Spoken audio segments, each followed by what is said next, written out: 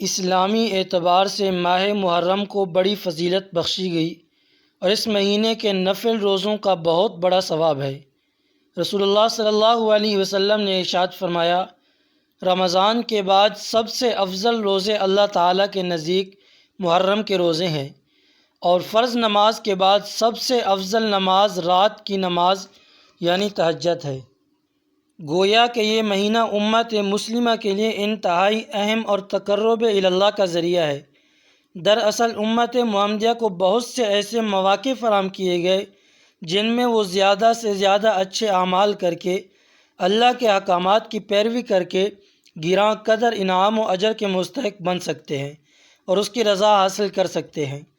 نیک اعمال جب بھی کیے جائیں، اللہ کے نزدیک ان کی بڑی اہمیت ہے اور ان پر پورا ثواب ملتا ہے۔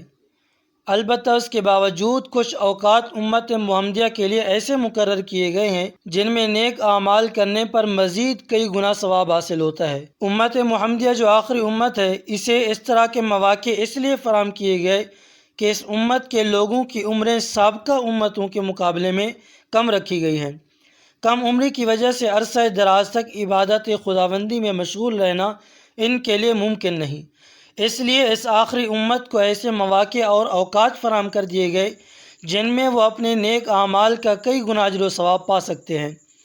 راتوں میں شب قدر اور شب برات جیسی راتیں عطا کر دی، دنوں میں جمعہ کے دن اور عاشورہ کو زیادہ افضل قرار دے دیا گیا، تاریخوں میں ذی الحجہ کی بعض تاریخوں کو بڑی فضیلت بخشی گئی، اور مہینوں میں ماہ رمضان اور ماہ محرم کو زیادہ مبارک و افضل بنایا گیا۔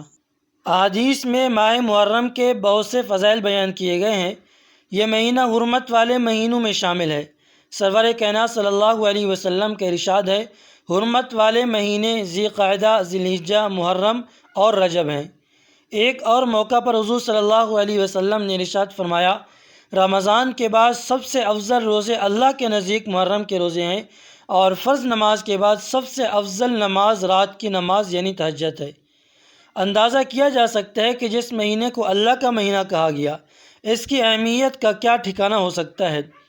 ماہ محرم کی اہمیت کی جو وجوہات ہیں، ان میں ایک وجہ یہ ہے کہ یہ مہینہ اسلامی کیلنڈر کا پہلا مہینہ ہے۔ پہلا مہینہ ہونے سے دو باتیں واضح طور پر معلوم ہوتی ہیں۔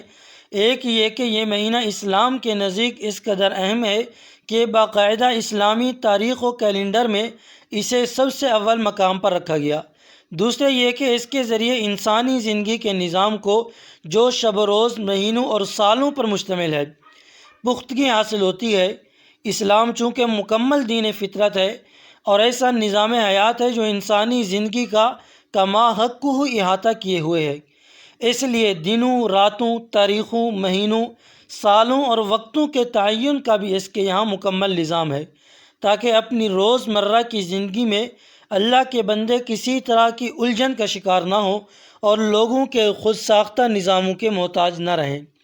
اسلام کے ذریعہ پیش کردہ دنوں، مہینوں اور سالوں پر مبنی نظام اس بات کا متقاضی ہے کہ تمام مسلمان اپنی زندگی کے شب و روز اسی نظام کے مطابق گزاریں۔ لیکن حیرانی کی بات یہ ہے کہ اسلامی معاشرے کے افراد اسلامی مہینوں یا اسلامی کیلنڈر میں دلچسپی کم ہوتی جا رہی ہے، اور ان کی زندگی کا نظام قمری نظام سے ہٹتا جا رہا ہے۔ اب نہ صرف دیگر اقوام بلکہ قوم مسلم بھی شمسی نظام سے مرعوب نظر آ رہی ہے، اور جیسے ہی شمسی نظام کا کیلنڈر شروع ہونے والا ہوتا ہے، دنیا بھر میں ایک عجیب سا منظر رونما ہونے لگتا ہے۔ لوگ 1 جنوری سے شروع ہونے والے نئے سال کو منانے کی تیاریوں میں لگ جاتے ہیں۔ کارڈوں، گفٹوں کا سلسلہ شروع ہو جاتا ہے اور بہت سے مقامات پر تفریحی پروگرام بھی منعقد کیے جانے لگتے ہیں۔ مسلمان شمسی نظام کو اپنی شب روز کی زندگی میں اس حد تک ڈال چکے ہیں کہ اب قمری مہینوں کی طرف ان کا ذہن بھی نہیں جاتا۔ 100 لوگوں سے سوال کریں گے کہ آج تاریخ کیا ہے، تو بمشکل 2-4 کو چھوڑ کر سب لوگ انگریزی مہینے کی تاریخ بتائیں گے۔ اگر مسلم معاشرے کے افراد سے قمری مہینوں کے نام ترتیب وار پوچھ لیے جائیں تو صحیح جواب سے شاید مایوسی ہوگی۔ یہ حقیقت ہے کہ مسلم معاشرے میں چند فیصد لوگوں کے علاوہ زیادہ تر لوگ قمری مہینوں اور تاریخوں کے بارے میں معلومات نہیں رکھتے۔ نتیجہ یہ سامنے آتا ہے کہ وہ بہت سے اہم اوقات سے ناواقف رہ کر محروم رہ جاتے ہیں۔ قمری مہینوں دونوں سے غافل رہ کر اسلامی نظام کے مطابق زندگی گزارنا اور اسلامی احکامات کی کما حق پیروی کرنا مشکل ترین امر ہے۔ اگر ہمیں یہ معلوم نہ ہو کہ یہ کون سا مہینہ ہے اور کون سی تاریخ ہے، یا اس کے بعد کون سا مہینہ آنے والا ہے، یا گزرا ہوا کون سا مہینہ تھا، تو ہمیں کیسے معلوم ہوگا کہ رواں مہینہ کون سا مہینہ ہے؟ ہم کیسے ماہ رمضان کا تعین کریں گے؟ جب ماہ رمضان کا تعین ہمارے لیے مشکل ہوگا تو پھر ماہ رمضان کے روزے جو امت مسلمہ پر فرض کیے گئے اور جن کو اسلام کے 5 اہم بنیادی ستون میں شامل کیا گیا، ان کا کیا ہوگا؟ کیا یوں ہی کسی بھی مہینے میں روزے رکھ کر روزوں کی فرضیت کی تکمیل ہو جائے گی؟ ایسے ہی ہمارے لیے یہ طے کرنا بھی مشکل ہوگا کہ عید الفطر کس دن منائی جائے، کیونکہ یہ شوال کی پہلی تاریخ کو واقع ہوتی ہے اور ہمیں شوال کے مہینے کے بارے میں ہی پتہ نہیں کہ وہ کب آئے گا، تو عید الفطر کا کیا ہوگا؟ یہی نہیں بلکہ حج بیت اللہ کی ادائیگی کا مسئلہ بھی پیچیدہ ہو جائے گا، اس لیے کہ یہ بھی ذی الحجہ کی متعینہ تاریخوں میں ہی ادا کیا جاتا ہے۔ دیگر دنوں میں نہ حج ادا ہوگا، نہ رمضان کے روزے ادا ہوں گے، نہ عید الفطر اور عید الاضحیٰ منائی جا سکے گی۔ معلوم ہوا کہ اسلامی کیلنڈر مسلمانوں کے لیے ہر زمانے میں اہم ہے۔ اس کو نظر انداز کر کے یا اسے بھلا کر اسلامی نظام کو زندگی میں نہیں لایا جا سکتا۔ اب سوال یہ ہے کہ جب اسلامی کیلنڈر کی مسلمانوں کی زندگی میں اس قدر اہمیت ہے، تب بھی مسلمانوں کا بہت بڑا طبقہ بلکہ بعض مقامات پر 98% طبقہ اس سے غافل کیوں ہے؟